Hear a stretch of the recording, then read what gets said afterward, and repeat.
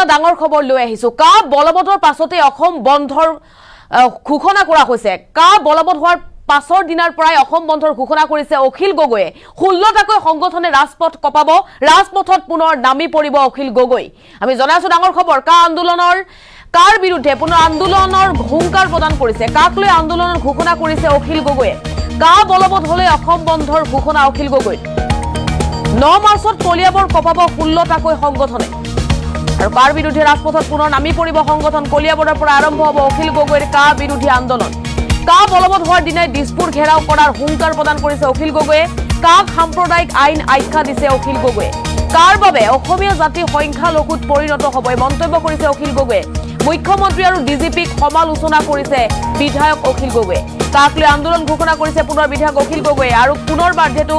কা বলবতৰ প্ৰসংগ উত্থাপন হৈছে কা বলবত হলে অসম বন্ধৰ ঘোষণা কৰিছে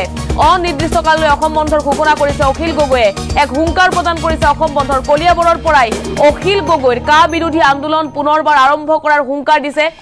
যেহেতু কা বলবত হবলৈ গৈ আছে আৰু কাক সাম্প্ৰদায়িক আইন আখ্যা দিছে অখিল গগৈয়ে কা বলবত হলে তিনিটাকৈ আন্দোলনৰ কাৰ্যসূচী অখিল গগৈয়ে ল'ব বুলি মন্তব্য কৰিছে মোদীৰ অসম ভ্ৰমণৰ সময়তে কলিয়াবৰত প্ৰতিবাদ 9 মাৰ্চত কলিয়াবৰ কপাব 16টাকৈ সংগঠনে কলিয়াবৰৰ পৰা আৰম্ভ হ'ব অখিল গগৈৰ কা বিৰোধী আন্দোলন এই মুহূৰ্তত অখিল গগৈৰ মন্তব্য আছে শুনক মন্তব্য যেনেকৈ ত্ৰিপুৰী সকলোৱে জানে যে কা এখন অসমীয়া জাতিৰ কাৰণে অতি ভয়াৱহ অসমীয়া জাতি ধ্বংসকাৰী ভাৰতৰ সংবিধান বিৰোধী আৰু এখন সাম্প্ৰদায়িক আইন সেই আইনখন যদি সঁচাকৈ বলবৎ হৈ যায় তেতিয়াহ'লে অসমীয়া জাতিৰ ভয়ানক ক্ষতিৰ সন্মুখীন হ'ব অসমীয়া জাতিৰ অস্তিত্বৰ সংকট আহিব অসমীয়া জাতিৰ ভাষাৰ প্ৰতি সংকট আহিব আৰু সঁচা কথা ক'বলৈ গ'লে অসমীয়া জাতিয়ে যেনেকৈ ত্ৰিপুৰীসকলে আজি ত্ৰিপুৰাত তেওঁলোক সংখ্যালঘুত পৰিণত হৈ গ'ল অসমীয়া জাতিও কাৰ কাৰণে অসমতে সংখ্যালঘুত পৰিণত হ'ব সেইকাৰণে ইয়াৰ বিৰুদ্ধে আমাৰ বিৰোধী ঐক্যমঞ্চই আমাৰ 16টা বিৰোধী দলৰ ঐক্যমঞ্চই এখন সভা কৰি 3টা আন্দোলনৰ কাৰ্যসূচী ঘোষণা কৰি থৈছে 1 নম্বৰ আন্দোলনৰ কাৰ্যসূচীটো হ'ল যে যিদিনাই কা বলবৎ হ'ব তাৰ পিছৰ দিনা আমাৰ বিৰোধী ঐক্যমঞ্চৰ সভাত হোৱা সিদ্ধান্ত অনুসৰি অসম বন্ধ ৰূপায়ণ কৰা হ'ব গতিকে সেই ডেটটো অনিশ্চিত যিদিনাই কা বলবতৰ ঘোষণা হ'ব তাৰ পিছদিনা সেইটো হ'ব দ্বিতীয় বস্তুটো হ'ল যে আমি সিদ্ধান্ত লৈছিলোঁ যে যদি কা বলবৎ হয় কা বলবৎ হোৱাৰ দিনাই আমি দিছপুৰ ঘেৰাও কৰিম দিছপুৰ ঘেৰাও কৰাৰ কাৰ্যসূচী গ্ৰহণ কৰা হৈছিল গতিকে সেইটো এটা দ্বিতীয় কাৰ্যসূচী আছিলে সেইটো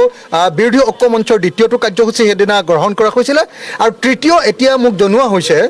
যে এতিয়া প্ৰধানমন্ত্ৰী অহাৰ দিনা অহা 9 তাৰিখৰ দিনা অহা 9 মাৰ্চ তাৰিখৰ দিনা আমি প্ৰধানমন্ত্ৰীৰ ভ্ৰমণৰ প্ৰতিবাদত যেহেতু কা এই বিজেপি চৰকাৰে বলবৎ কৰিবলৈ লৈছে আৰু কা বলবৎ কৰাৰ আগে আগে প্ৰধানমন্ত্ৰীয়ে অসমত এটা ফেশ্বন শ্ব' কৰিবলৈ আহিছে প্ৰধানমন্ত্ৰীয়ে ইয়াতে চেলফি তুলি তেওঁ অসমৰ মানুহৰ মন জয় কৰি তাৰ পাছত অসমীয়া মানুহক টেঙা দিবলৈ আহিছে অসমীয়া মানুহৰ অসমীয়া জাতিৰ ব্যাপক এটা ভয়ানক ক্ষতি কৰিবলৈ আহিছে গতিকে অহা 9 মাৰ্চ তাৰিখৰ দিনা দিনৰ 11 বজাৰ পৰা আমি প্ৰধানমন্ত্ৰীৰ ভ্ৰমণৰ প্ৰতিবাদত আৰু কা বলবৎকৰণৰ বিৰুদ্ধে আমি কলিয়াবৰত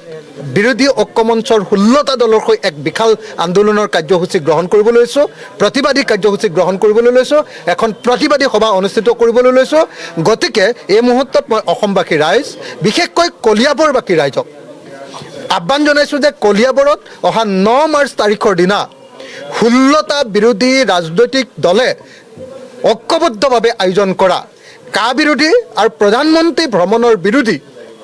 যে আমাৰ প্ৰতিবাদী সভা সেই প্ৰতিবাদী সভাত যাতে অংশগ্ৰহণ কৰে তাৰ কাৰণে মই অনুৰোধ জনাইছোঁ মই আকৌ কৈ দিলোঁ কলিয়াবৰ স্থানটো কলিয়াবৰত সাধাৰণতে যিটো ঠাইত প্ৰটেষ্ট কৰিবৰ কাৰণে প্ৰশাসনে অনুমতি দিয়ে কলিয়াবৰ মহকুমাত সদৰত য'ত কলিয়াবৰত য'ত প্ৰটেষ্ট কৰিবৰ কাৰণে চৰকাৰে আমাক জাগা দিয়ে সেই জাগাতে এখন প্ৰতিবাদী সভা হ'ব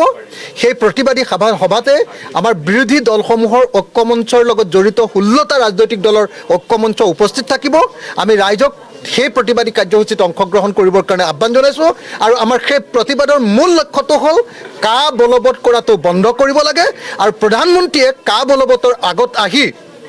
অসমীয়া মানুহৰ মন জয় কৰিবৰ কাৰণে অসমীয়া মানুহক বিভাজিত কৰিবৰ কাৰণে আৰু অসমীয়া মানুহৰ ওপৰত জাপি দিয়া যি এই অভিশাপমূলক যিখন তাৰ বিৰুদ্ধে তাৰ পক্ষত তেওঁ জনমত তৈয়াৰ কৰিবলৈ আহিছে গতিকে তাৰ বিৰুদ্ধে প্ৰধানমন্ত্ৰীৰ এই ভ্ৰমণৰ প্ৰতিবাদ সাব্যস্ত কৰিবৰ কাৰণে আমি 16টা ৰাজনৈতিক দলে ঐক্যবদ্ধভাৱে এই প্ৰতিবাদ কৰাৰ সিদ্ধান্ত গ্ৰহণ কৰিছোঁ মানে অসমৰ মুখ্যমন্ত্ৰীজন দিল্লীৰ এতিয়া বহতীয়া যাক দালাল বুলি কয় দিল্লীৰ হয় হুজুৰ তেখেতে দিল্লীয়ে যিটোকে কয় সেইটোকে মানিবলৈ ৰাজি আজি দিল্লীয়ে কৈ দিলে যে অসমক আমি টকা নিদিওঁ গতিকে টকা নিদিওঁ কাৰণে অসম এতিয়া দেউলীয়া গতিকে এতিয়া হয় হুজুৰ মুখ্যমন্ত্ৰীয়ে কি কৰিছে কেৱল ধাৰ আৰু ধাৰ লৈ ঋণ লৈ অসমখন চলাবলৈ সিদ্ধান্ত লৈছে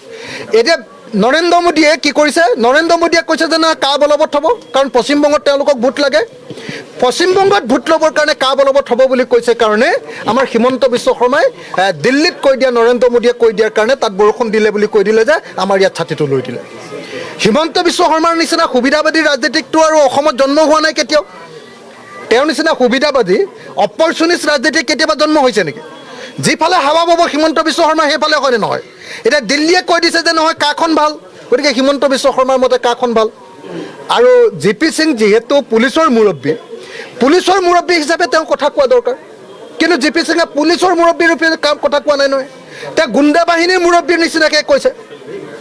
তেওঁ মাফিয়াৰ ডনৰ নিচিনাকৈ কথা কৈ আছে নহয় জি পি সিঙে ক'ত অধিকাৰ পালে